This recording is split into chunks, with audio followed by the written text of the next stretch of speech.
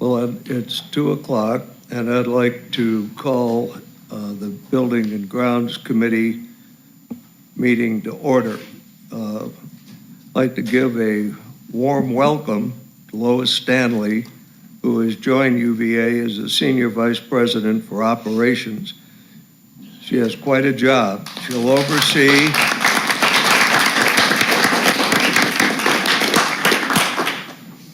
She will oversee the university's capital program among a number of other functions. You'll hear more about that from JJ a little bit later. Now the meeting agenda. We're going to have some consent agenda items that JJ will present. We're going to deal with the Cochran House, plaques for U-Haul, naming of newly acquired property over at Sycamore Hill. Then action items from Alice, discussion of action items. Before the consent agenda, I'd like to share some thoughts about a tour I made yesterday, and particularly a discussion of my view on the Center for the Arts building, that there has been a great deal of discussion centered around. I would hope that in the near future, each member of Buildings and Grounds gets the opportunity to drive the way I did and see the amount of work underway.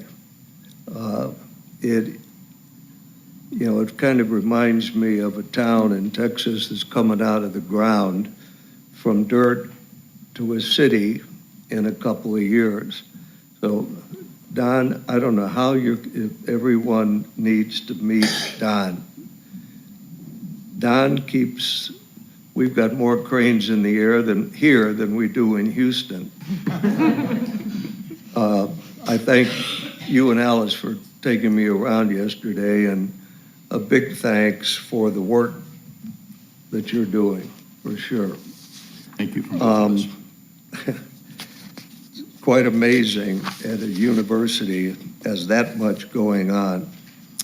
So we'll start, excuse me, just a minute. The action items, excuse me, folks. JJ, do you want to go ahead and introduce Lois? Actually, I'd like to start with the consent agenda items first. Is that okay? Yeah, my batteries just went out. Sorry. Perfect timing for me to start talking. Wasn't a timing. Go ahead. Okay, great. Thank you, Mr. Chairman. So for your consideration today, we have 3 items on the consent agenda. I'll move very quickly. I am a visual learner. The first is a request to demolish the Cochran House. This actually sits right behind the Ivy Mountain Orthopedic Center. It currently houses several of our safety and security assets. As you know, you approved the renovation and centralization of all safety and security assets to Zemer Hall. We're hoping in the spring to bring you there to do the ribbon cutting for that event. Based on the age of the facility and the condition, it is our recommendation that we go ahead and demolish it.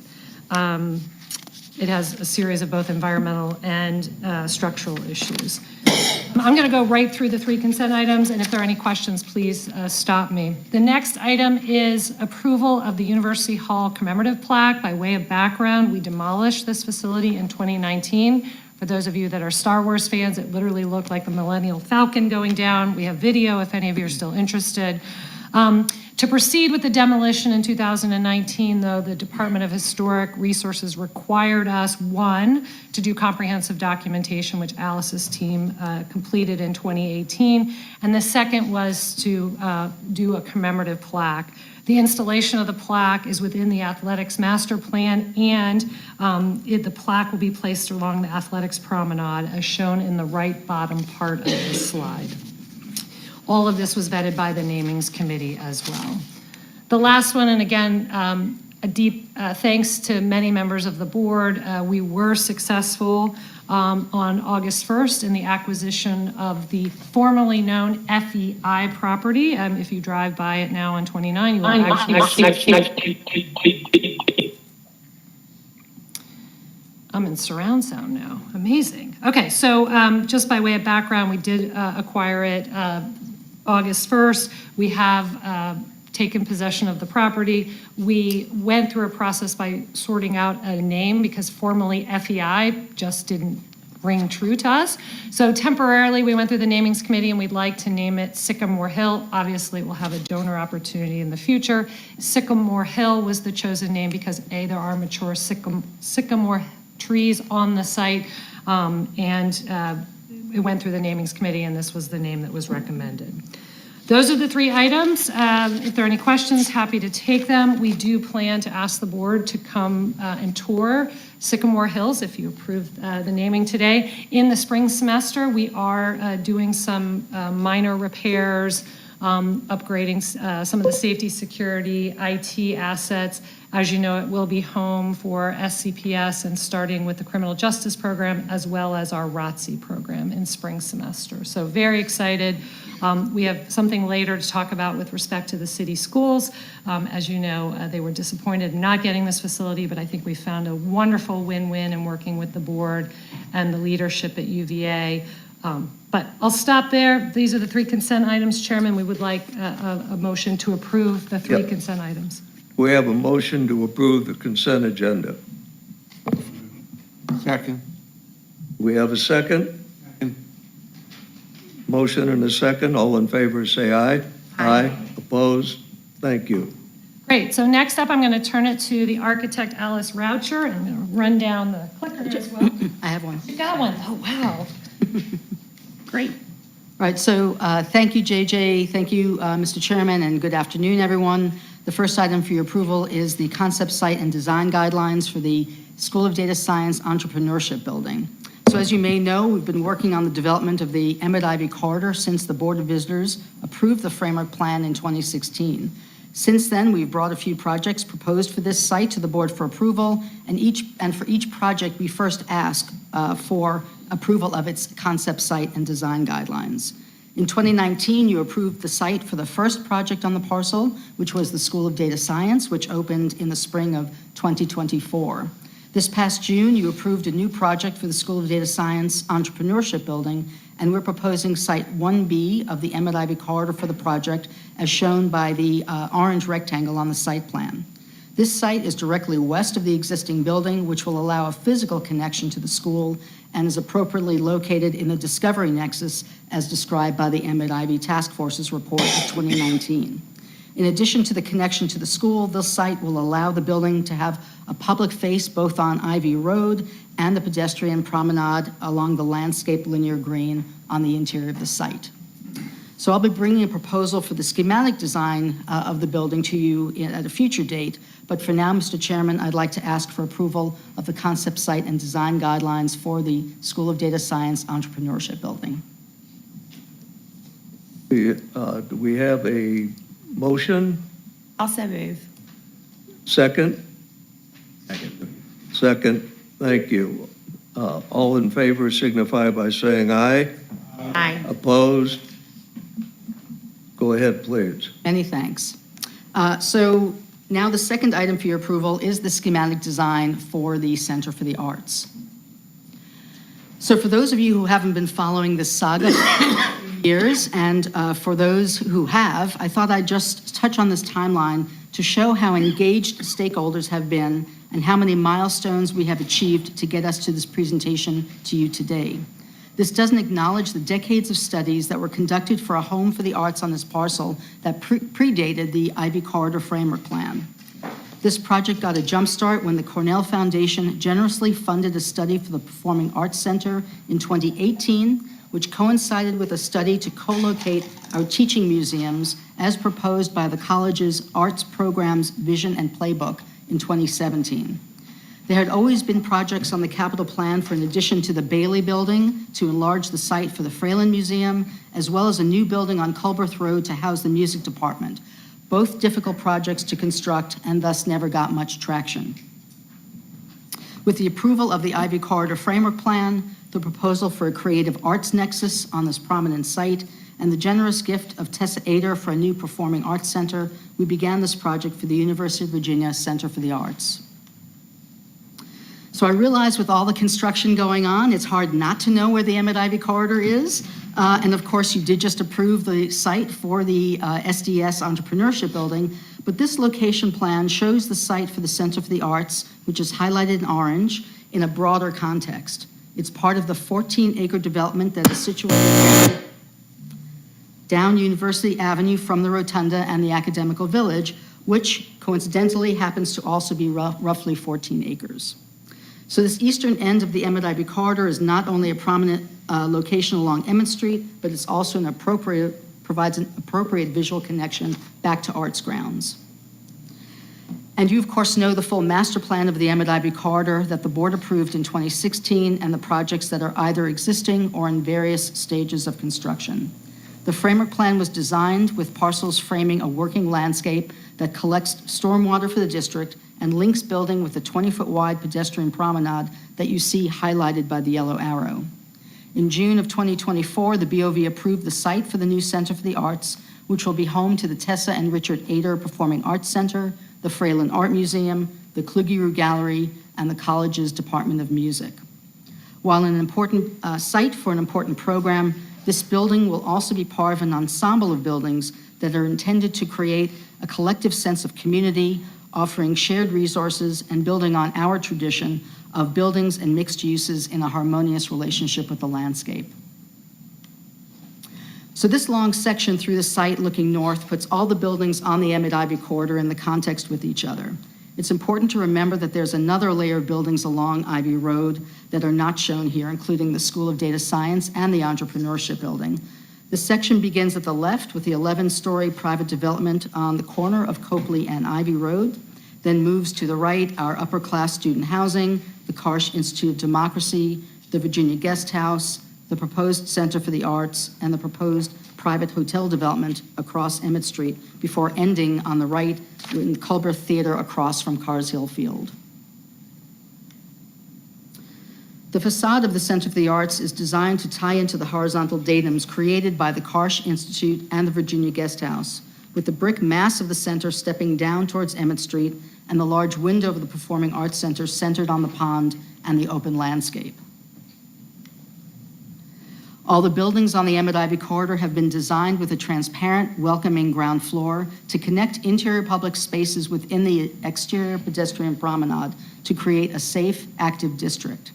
As shown in yellow on this X-ray illustration, the Center for the Arts will have an internal promenade on the ground floor that builds on these design guidelines and which will connect with the public-facing program in the School of Data Science, the Welcome Center and Living Room of the hotel, and the lobby of the Karsh Institute. That shared connection is again shown in yellow on this ground floor plan of the Center for the Arts and provides connected lobbies for the Performing Arts Center, the Music Department, and the combined UVA art museums. You can also see that although the public spaces will be connected, each program will be able to have an identifiable entry. That's a great aspect of this site. Another great aspect of this site is the adjacent parking garage, and there'll be direct access to the center from it. So that shared circulation happens horizontally in plan, but also vertically in section through the building. It's one of the reasons why this large building is actually very efficient in its ability to share program spaces as well as circulation. This section of the building, taken lengthwise, shows how the programs are arranged to take advantage of room adjacencies. It also begins to show the logic of the facade composition that you'll soon see. As we saw in the ground floor plan, while the collaborators efficiently share spaces in the Center for the Arts, it was important that each collaborator have a specific identity, and it was this principle that directed our redesign of this project from when we presented to you last December. Alice, if I could, for just a minute, those members that were here over the last 3 or 4 meetings, when this was first presented, many members had a concern about scale. And I want to thank Alice and her team because we have gone over and over this and dealt with scale, dealing with the performing arts area, the art museum, separate entrances. It's scaled down, but still serves the purpose of classrooms, performance training, the actual event hall, art museum separate with the section in the middle. The section you see right here visually just separates the building and takes the visual scale down. There's been a lot of work. I want to thank Alice and her team because I think this now does reflect the university style. It's a little bit different than the lawn, but it works. And in your comments, because it finally dawned on me that there's a railroad right behind this building, and explain to us how the technique of bringing that noise down so it doesn't affect performances in the audience. Alice, thank you. Thank you, Mr. Chairman, and thank you for your support and for the perfect setup that I'm going to get to here. I appreciate that. So the Tessa and Richard Ada Performing Arts Center is prominent in this view, with a large window putting the activity of the center on full display and centered on the amphitheater around the pond. To your left, you can see the glass-fronted link that not only provides an identifiable entrance for the college's music department, but importantly provides the visual break that Chairman Now was just referring to between the masses of the Performing Arts Center on the right and the museums on the left. Another positive change from your first review of this project is that we were able to lower the museum's galleries to lower floors, making them not only more accessible to the public, but also allowing us to have a glazed or windowed top floor. This was a great change in the design to have an illuminated and active top floor, as well as a transparent ground floor in the museum's wing. And here's that same view in the daytime. I think, as Chairman Now mentioned, the team has been successful in creating a building that is part of an ensemble that feels like UVA, yet creates an exciting civic presence appropriate for an arts center with a broad local and statewide outreach. So from this view, you can see how the transparent pedestrian promenade at the ground level connects all the program in the building. The glass link locks in the building into the broader site by aligning with the plaza in front of the School of Data Science and the bridge that connects the two across the green. Once again, it also provides an identifiable entry for the college's music department. Now moving to the west end of the building, you can see the prominent illuminated entry to the art museums from Rothery Road, which is the access into the garage. This entry is not only accessible from the promenade, but there's also a vehicular drop-off in the plaza between the guest house and the Center for the Arts. So this illuminated signage will be able to display the museum's names. This is just a placeholder at the moment, but it can also be used to highlight upcoming exhibits or be used for commissioned artwork. So now moving to the other side of the site, this view shows the building as a prominent identifiable marker of the Center for the Arts for those entering grounds from the north.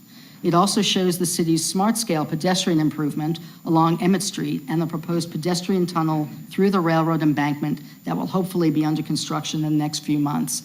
And I'll discuss the acoustic isolation in a moment. So this view from Emmet Street shows the continuation of the transparency of the lobby of the Center for the Arts at the ground level and the visual connection possible between the activity of the recital hall that you see on the corner with the frequent marching band practices on Cars Hill Field directly across Emmet Street.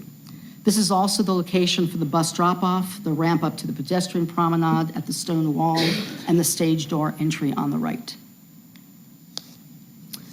So the team has continued the palette of materials that have been used in the district and across grounds. We're proposing brick to match the School of Data Science and using it in what we call a common bond coursing, which is found on many buildings around grounds such as the lawn rooms, Mem Gym, and O'Neill Hall. And that's usually 5 to 7 courses of running bond with a course of brick headers, but that's for us construction geeks. This will provide a rich texture on the brick facade. So the other materials for the colonnade and roof panels will be colored Swiss coffee to continue the white used in the Academical Village and around grounds, and the base of the building facing Emmet Street will continue the flagstone that is our landscape wall standard all around the district.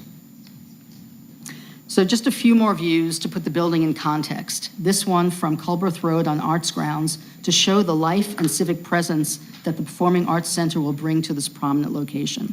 So keep this view in mind, please, as we move to the next slide, which is a cross-section through the main hall of the Performing Arts Center, showing the relationship to the overall district and the layering of the facade from the public realm of the amphitheater on the left through the public lobbies into the main hall. And then Chairman Now raised a great question earlier in the week, and I just wanted to mention that great care has been taken to acoustically isolate the performance spaces from the adjacent rail line. The proposed building features several vibration and acoustic isolation strategies, which are shown on this slide, that are designed to reduce both vibration and airborne noise from exterior sources and between interior spaces. We have renowned acoustical consultants on the team who conducted site vibration analyses specifically to review the ground vibration and airborne noise from the adjacent rail line for both passenger and freight trains. So in summary, these proposed strategies will mitigate the impact of the adjacent rail line to acceptable interior standards, which will allow the main hall to be adaptive to various formats, such as a performance by the University Singers or the Charlottesville Symphony, or the showing of films, perfect for the annual Virginia Film Festival, which will kick off again next month, or for UVA theater productions, the UVA Theater Festival, or touring Broadway shows, or a venue for our UVA dance performances, or the Charlottesville Opera or Ballet. So in closing, it's not hard to imagine an exciting opening night performance for the university and the broader community at the Tessa and Richard Ader Performing Arts Center. So, Mr. Chairman, I'm happy to answer any questions, and I'd like to ask for approval of the schematic design for the UVA Center for the Arts. Well, I'll open it to any questions. There's a lot of work has gone into this, and again, I want to thank Alice and the team for many calls, many hours, and the tour yesterday. So any questions from the board? Okay, being none, is there a motion to approve the schematic design for the Center for the Arts? I'll make the motion. We have, Approval. thank you. Is there a second? Second. We have a motion and a second. All in favor say aye. Aye. Opposed? Thank you. Thank you very much. Mr. Chairman, we have one more request for the board's approval related to the Center for the Arts. So UVA is seeking state support for the project, as you know, which we nearly received last year. JJ will cover this in more detail tomorrow in the Finance Committee meeting, but we are hopeful that we'll receive state funding in the 2026 General Assembly session. While the state funding for the project is pending, it is financially advantageous for the university to continue advancing the design, which will enable us to move quickly into construction and avoid further escalation costs if and when state funding is approved.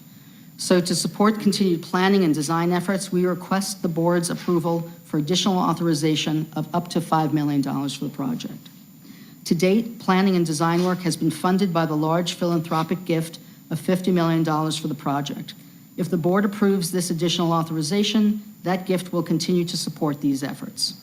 So, Mr. Chairman, we seek approval of this resolution, I think, which is on page 16 of the committee book. Well, just a quick observation. This needs to be approved because we're right in the middle and it wouldn't be a good time to stop it. But I'd like to ask for a motion to approve the additional authorization for continued planning and design for the Center for the Arts. Do I have that motion? So moved. Do I have a second? I have a second. Thank you. All in favor say aye. Aye. Opposed? Alice, all yours. Thank you so very much. So this next item is for your review of the data center for the schematic, Let me collect myself, it's emotional. This next item is for your review of the data center at the Fontaine Research Park schematic design. So First, just, let me Yes, inject sir. something. If the weather's right, at the next meeting, we're all going out there. You correct. can see this on paper, but until you're out there, you can't imagine the scale and the amount of work that's going in out there. So, Alice? Perfect, thank you.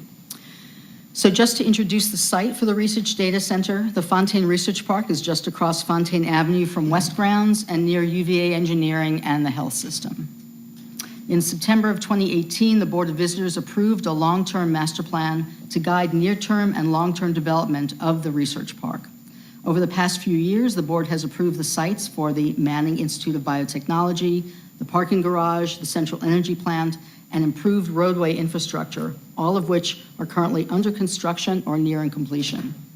The board approved the site for the Research Data Center in 2024, which is labeled HPC on the plan, which stands for High Performance Computing. And today I'd like to review the schematic design for the project for your review. So zooming in on the site plan, you can see the base building of the central energy plant, which is under construction, shown to the left with the ground floor of the proposed data center.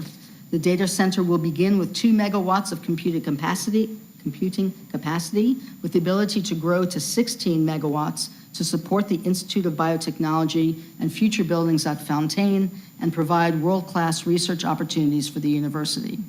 The building is designed to accommodate multiple high-performance computing machines and other equipment, as well as a small amount of office space that you see in the colored bar on the right on the plan.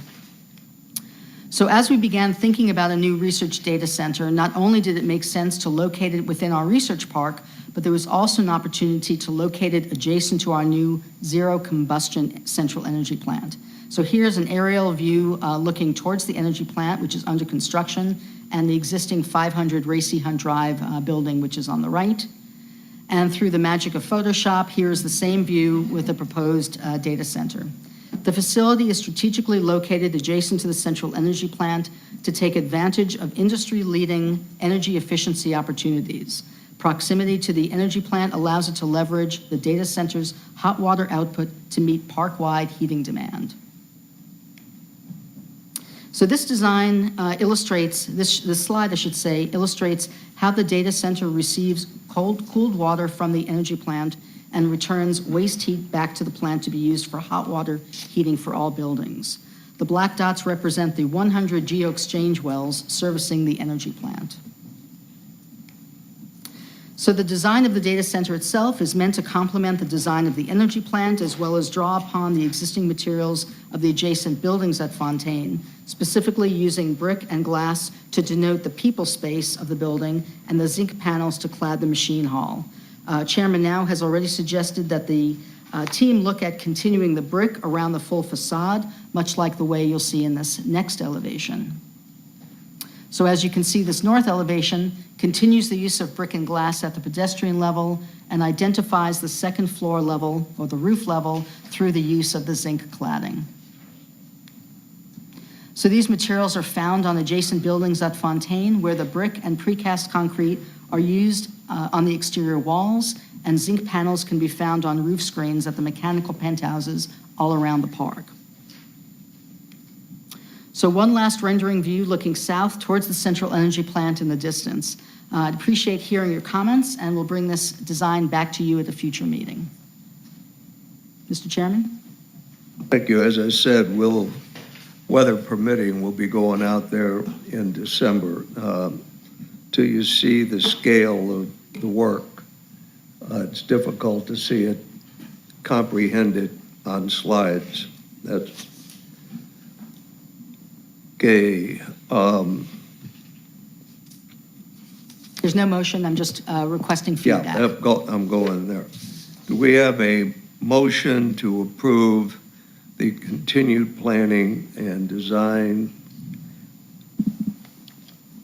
Yeah, at this point, we actually don't need a motion. We're just That's the bringing one that this. wasn't on my script. Sorry. We're Go just ahead, requesting JJ. feedback on the Yeah, design. just if people have any feedback between meetings, we'll bring this back in December for final approval. I would like to say also, we're exploring the addition of a third floor and working in concert with UVA Health. So there may be some additions potentially.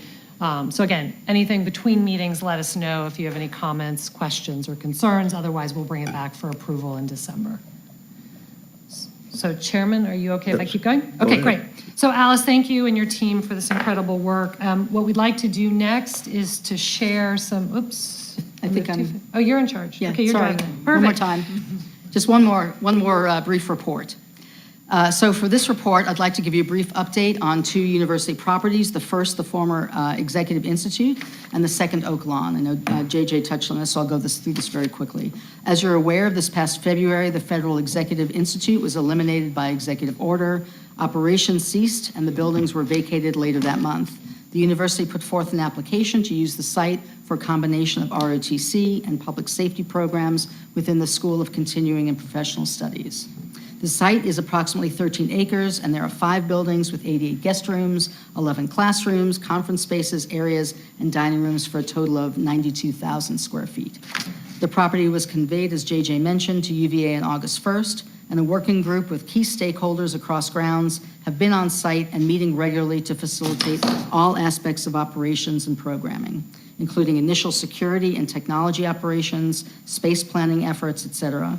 We're planning to have the classrooms operational for the spring semester and the balance of the property, including the residences, for August. And as of today, the property's new name is Sycamore Hill. Thank you. The team and I would be happy to answer any questions, or else I'll just move on to the next property. Yes, sir. Moving on? Oh, Right. in dealing with the grounds around the Sycamore Hill, are we looking at that? Yes, we're doing a comprehensive review of the entire site, and we already have 24/7 safety and security, and we're installing upgrades and cameras to that area. Thank you. Very excited about this. Thank you. So next one is Oak Lawn, which is an historic 5.2-acre parcel on the corner of Cherry Avenue and 9th Street in Charlottesville's Fifeville neighborhood, adjacent to Charlottesville Middle School and the Smith Aquatics and Fitness Center. This location plan on the left shows the relationship of these properties to the lawn and the medical center, which are just north of the railroad tracks. The image on the right is an enlarged site plan of the property within the largely residential Fifeville neighborhood. We acquired Oak Lawn for $3.5 million in October of 2023. In 2024, UVA Health sponsored a planning study for the historic property, which explored how Oak Lawn could fulfill the site's historic preservation requirements while advancing community priorities and providing a location for child care facility. So Oak Lawn, as I mentioned, is a historically significant property, and its current 5.2-acre site is what remains of a much larger original 19th century plantation, with the main house dating back to 1822. The property is triple listed on the National Register of Historic Places, the Virginia Landmarks Register, and the City of Charlottesville's list of individually protected properties. Given the many financial priorities of the medical center and the fact that we are aware that the Charlottesville City Schools need additional property within the city to offer additional services to their students, and given the adjacency of Oak Lawn to existing city school property, the university proposes a long-term lease with an option to transfer ownership of the property to the city. The details of this proposal will be presented for approval in the Finance Committee meeting, and if approved, the university will include Department of Historic Resources restricted covenants in the lease and deed to protect the historically significant features of the property. So I'm sure JJ, Mitch, or I are happy to answer any questions, but there'll be more on this tomorrow. If there are no questions, I just specifically want to thank the president, the dean, Stephanie Raleigh, who was instrumental in helping us work through this partnership, the board's support in encouraging us to find ways to continue to partner with the city, and our provost, Bree Gertler. So again, it was a Herculean effort by many, and really, and thanks to Mitch for bringing it forward to us as an alternative. So I think this truly is a win-win-win, and again, we look forward to bringing it through the Finance Committee for the lease and hopefully ultimate disposition of the asset to the city Charlottesville schools. introduce Ben? I'll be happy to. Yes.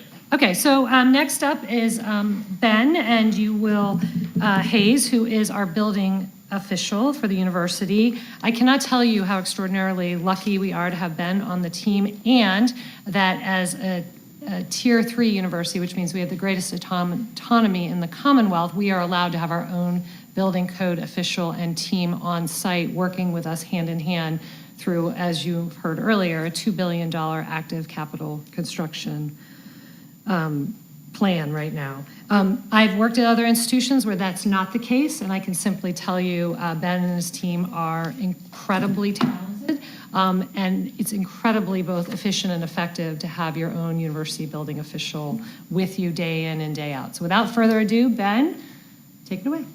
I'm happy just to leave it there, actually. That was. Yeah, thank you, JJ, Mr. Chairman. Over the next couple minutes, I just want to give you a high-level overview of the work of the Office of the University Building Official over the past year. We are a group of, in Alice's words, self-professed construction, design, and engineering geeks. And in many ways, what we do year in and year out is the what happens next after you all approve projects. So the Center for the Arts project you'll see in my annual report in the next couple years as the design develops and moves into construction. My office reports up through the new Senior Vice President for Operations, and in an interesting twist in state law, I actually report to you all as the board, and so that's why every September you'll see my report in your material and a presentation from me. Our board is located on grounds, and as JJ said, we're only one of 3 higher education institutes in Virginia with this delegated authority. And because of this, I should advance my own slides. Sorry, that's the one I was talking on. We have a mission and vision that directly supports this unique place. I'm not going to read these, they're in your written materials, but it's also my strong opinion that our presence on grounds is of great benefit to the capital program here.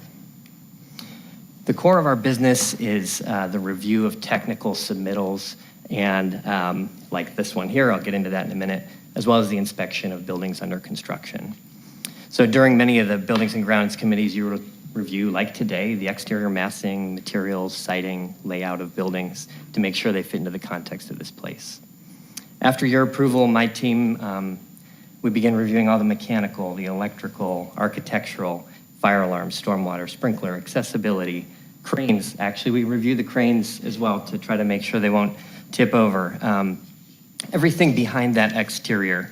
We review all the utility work that supports all the buildings and grounds. And what you're seeing in this image here is one floor plan of one building of nearly 600 pages of the permit submittal for the new upper class housing that is going along Ivy Road. That submittal also included 5,000 pages of specifications and calculations. And so we enjoy digging into that for a variety of reasons, but primarily making sure that it meets state and national codes. In any given year, we'll review close to 1,000 of these, although they're not all that large. And at the conclusion of our review, we issue building permits. For larger time-critical projects like this one, this is the Fontaine Energy Plant from a different angle, we will issue often an early site permit, sometimes a structural steel permit, and this is both to expedite construction as well as to help with procurement of materials so that we can get to market faster. This is something that's allowed by the code, not always taken by building departments, and it's one of the ways that I think we enhance the capital program at UVA. Because we're embedded within the university, we can be pretty responsive to our main customer, which is you all. And this is especially important in August when all of the projects are trying to wrap up before students come back. And I should say all of the labs and offices and the smaller work. Obviously, the capital work keeps going. As an example, we normally ask for 48 hours so we can maintain schedules with all the projects that are being done here. But in August, we'll often respond to inspection requests in 2 hours and sometimes in 20 minutes because we know that when our students come back, things need to be as operational as they can. Being on grounds means we also understand the university's priorities, not only with construction, but also with occupying new buildings. A lot of times units, schools, clinics want to move in part of a finished building while it's not entirely done.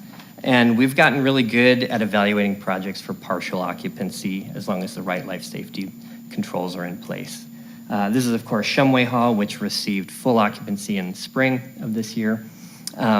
And just last week, we approved the temporary certificate for occupancy of the Olympic Sports Center, which we'll all go to shortly here in a couple of hours. In conclusion, the broadest measure of our work is not any specific number of inspections or reviews, but rather this bottom number, the sort of size of the ongoing design and construction portfolio. It includes not only the capital program, but all of the smaller renovation work that happens in many ways below the radar every year, but which we also review and approve. The breadth of our work includes everything from Darden, this is the new Darden graduate housing project, to work undertaken by Rivanna Sewer and Water Authority on O Hill, everything in the health system and hospital, including ongoing renovations to the Encompass Rehab Hospital at Fontaine, and basically anything that is state-owned property with UVA's name on it. The college at Wise, Southwest Higher Education Center, clinics at Orange and Spring Creek, as well as facilities, research facilities on the Eastern Shore in Blandy. I wouldn't be remiss not to note that beyond sort of this bread and butter work, our team, individuals on my team serve the university daily with many other ways. Teaching and volunteerism are pretty high among our group, and over the past year, we've helped train UVA's in-house apprentices in various ways. Some of our building inspectors, we participate in state and national code committees, manage and edit the university's own design guidelines on the left. This is a 40-year-old living document that we solicit comments for every 3 years and update. We volunteer on clean water working groups and the Day of Caring, and even teach university classes. So thank you for your time. I'd be happy to take any questions if there are any. Are there any questions? JJ? If no questions, thanks, Ben, and thanks to you and your team for your exceptional work, particularly, and we had some really bumpy issues this summer, one in our child care center, and if it wasn't for Ben and his team, I'm not sure we would have been able to successfully remediate the issues in an expedited format. So thanks again, Ben. Okay, and next up, I am so eager and pleased to report that we have found an amazing new leader for UVA, LOIS Stanley. She joined the team after a wonderful search by a comprehensive national search committee. She is our new Senior Vice President for Operations. She literally hit the ground running. She came in early August and actually started with move-in. So she joined President Mahoney and all the leaders as we were able to bring in the new first years and help move all their gear. It was a delightful, although a bit humid day, but she's hit the ground running. As you know, her portfolio includes all of the areas that you've heard today and other areas you have not yet seen, including parking, transportation, dining services, ID card office, printing, mail services, in addition to all the facilities, Office of the Architect, building code inspector, and a building official, and others. So she's amazing. She comes from Brandeis University, where she held a similar position by way of background. She's also done some amazing stints at Tufts University. She's actually grew up in Virginia Beach, so we are so thrilled to have her back in Virginia and now in Charlottesville. She's an avid biker in her spare time. But without any further ado, welcome, Lois, and I'd love for you to say a few remarks. Thank you, JJ, and thank you, everybody. It's been a real learning experience to be here throughout this board meeting. I look forward to tomorrow as well. So thank you for that intro, but also I don't think I've thanked you for the opportunity to serve UVA as SVPO. In this morning's board meeting with the UVA Health, one of the new members of that leadership team referred to this being the pinnacle of his career. That's how I feel as well. This is a really great opportunity for me, and I hope to serve UVA as well as you just set me up for there. So I've received just quite a few warm welcomes, both here on grounds as well as across Charlottesville in my new neighborhood. It seems like in addition to daily acts of kindness, truly many acts of kindness I've received, I've discovered and I'm learning more about grounds each day. So obviously the the Rotunda. You know, there's buildings here that are amazing, like the Rotunda, the chapel, the design of contemplative commons, the new construction taking place at Fontaine and out at the Emmet Ivy corridor, just amazing. But there's also many very significant but smaller elements about this campus that I love already, and that is just yesterday in walking with Alice, we came across the Pratt ginkgo tree, right? To me, it was a tree. There's a story, and Alice shared it with me. There's even a Wikipedia page, and I looked it up. The memorial to enslaved people, very powerful. Let me see. Oh, and then my daughter and I, as we were coming back from the football game a couple of weeks ago, literally stumbled across this, the preservation of Edgar Allan Poe's dorm room here, and that was tremendous. It was a great moment for the both of us. I like that UVA does that. I like that I'm going to be a part of that. But in addition to the beautiful grounds, one of the world-renowned grounds, and the kindness that I expected in Virginia, what really tipped the scales for me in coming to UVA was the excellence of the leadership team and operations that was brought together by my predecessor, Colette Sheehy. Truly, truly excellent. And specific to buildings and grounds are the three folks here who together and with their teams are the stewards of UVA grounds, and they do obviously a tremendous job. I am seeing in my first few weeks here best practice. I'd like to say in everything I see, but I just haven't seen everything yet, but it's really impressive. The resources, like this board, and the staffing and the product that comes out of this team. I'm just privileged to be joined by such an A+ team, and Ben, Alice, and Don.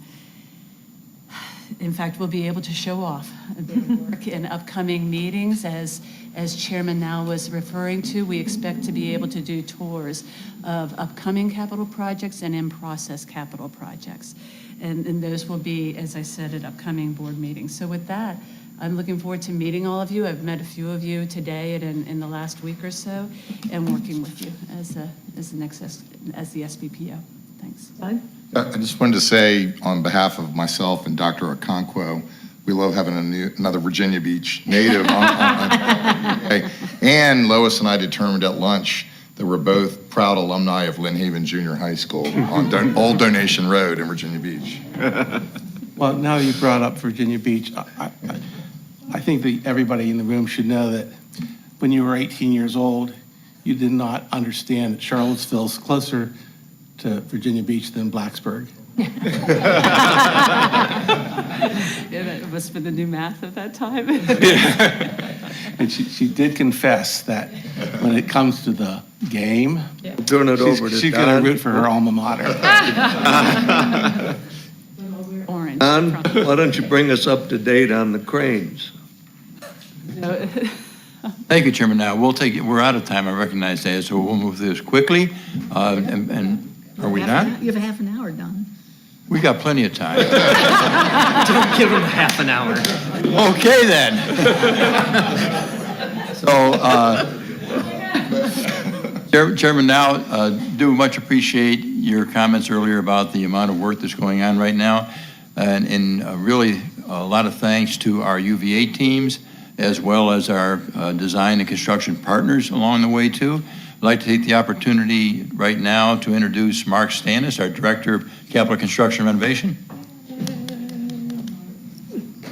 And also, I want to pile on what JJ said about Ben Hayes and his folks. JJ's seen a lot of units before. I've seen a lot of units before.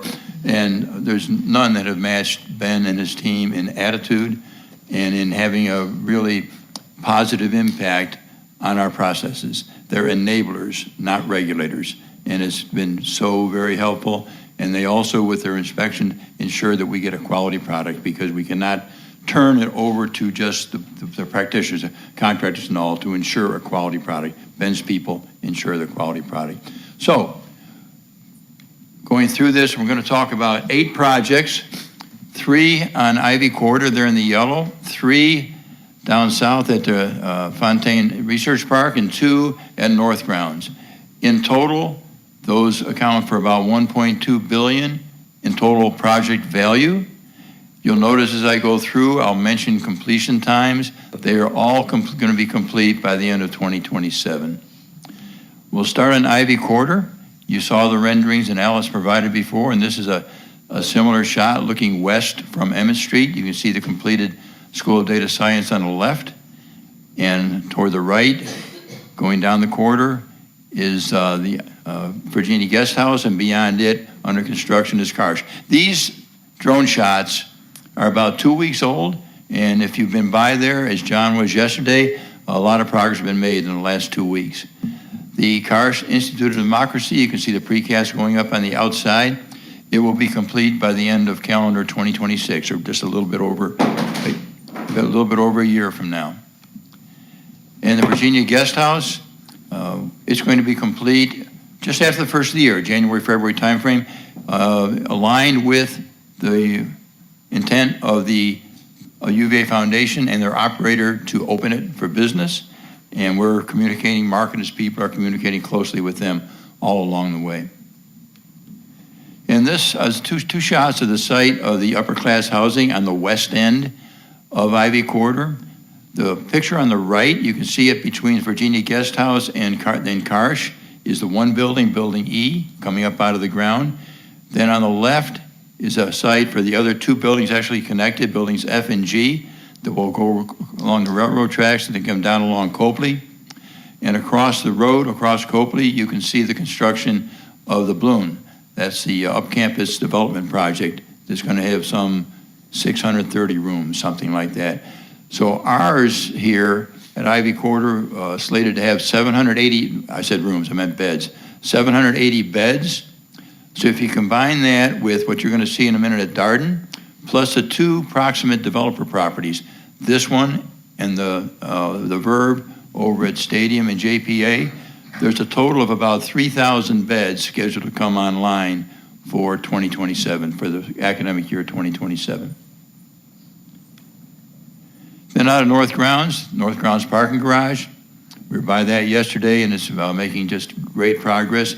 It's expected to be complete next fall. Right now, October, November, right now is looking to be a few months ahead of schedule, but we'll wait and see how that comes out. But it's going very, very well. And the Darden School of Business student housing, made up of 3 buildings, two of them connected. It's got 340 beds, and as I mentioned, slated for completion for academic 2027. And then Fontaine Research Park.